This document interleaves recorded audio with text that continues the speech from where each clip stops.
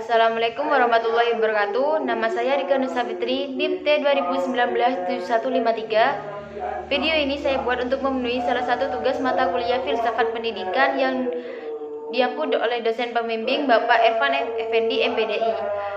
Di sini saya akan menjelaskan materi bab 1, yaitu tentang konsep dasar filsafat. Yang pertama, pengertian filsafat. Filsafat merupakan ilmu yang sudah sangat tua. Bila kita membicarakan filsafat, maka pandangan kita akan tertuju jauh ke zaman masa lampau, yaitu zaman Yunani kuno. Pada masa itu, semua ilmu dinamakan filsafat. Dari Yunani lah kata filsafat ini berasal, yaitu dari kata philos dan sophia. Philos yang artinya cinta yang sangat mendalam, dan sophia yang artinya kebijakan atau kearifan. Istilah filsafat sering dipergunakan secara populer dalam kehidupan sehari-hari, baik secara sadar maupun tidak sadar. Dalam penggunaan populer, filsafat dapat diartikan sebagai suatu pendirian hidup atau individu, dan juga disebut dengan pandangan masyarakat. Mungkin Anda pernah bertemu dengan seseorang yang mengatakan bahwa filsafat hidup saya adalah hidup seperti oksigen, yaitu menghidupi orang lain dan diri saya sendiri. Atau orang lain yang mengatakan bahwa hidup harus bermanfaat bagi orang lain dan dunia. Hal ini adalah contoh sederhana tentang filsafat seseorang. Selain itu, masyarakat juga mempunyai filsafat yang bersifat kelompok. Oleh karena itu, manusia itu makhluk sosial.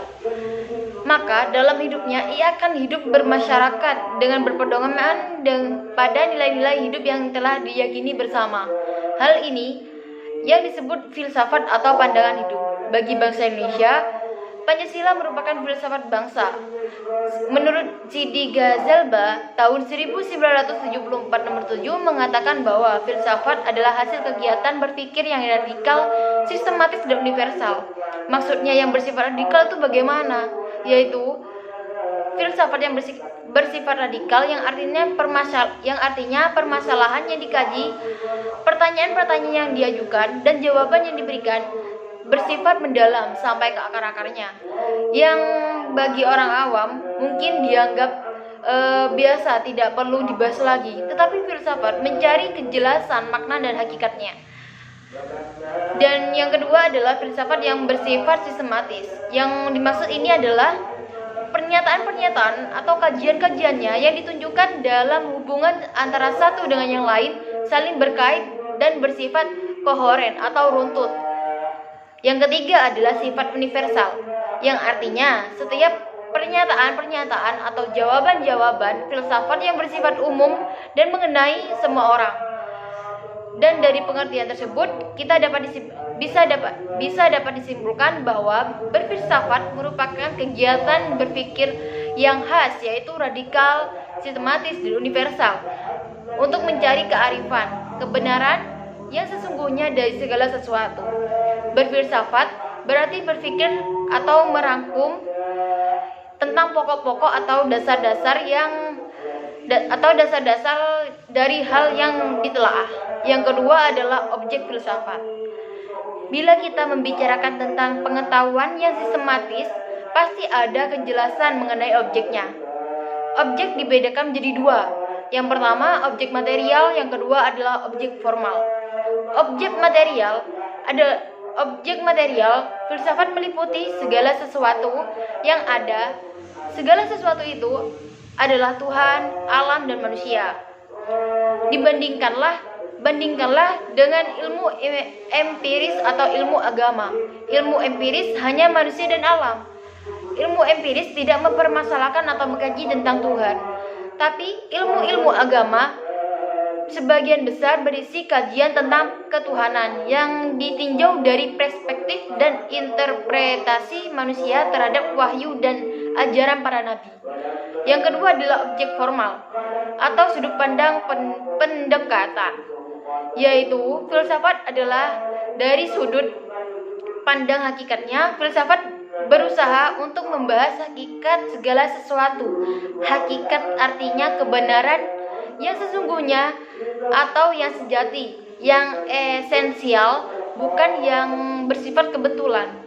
Yang ketiga adalah ciri khas filsafat. Filsafat cenderung mempertanyakan apa saja yang kritis, sebagaimana yang ditanyakan di atas bahwa membahas masalah manusia dan alam semesta, bahkan Tuhan. Jawaban filsafat sebagaimana yang dicontohkan di atas, beberapa dari pernyataannya spontan. Perbedaannya terletak pada penanggung-jawaban nasional. Jawaban filsafat. Penanggung-jawaban rasional pada hakikatnya berarti bahwa setiap langkah harus terbuka terhadap segala pertanyaan dan sangkalan yang harus dipertahankan secara argumentatif. Dengan argumen-argumen yang objektif, artinya dapat dimengerti secara intersubjektif. Menurut Magnus Suseno tahun 1995 nomor 20. Dan yang keempat adalah cabang-cabang filsafat. Menurut Louis O.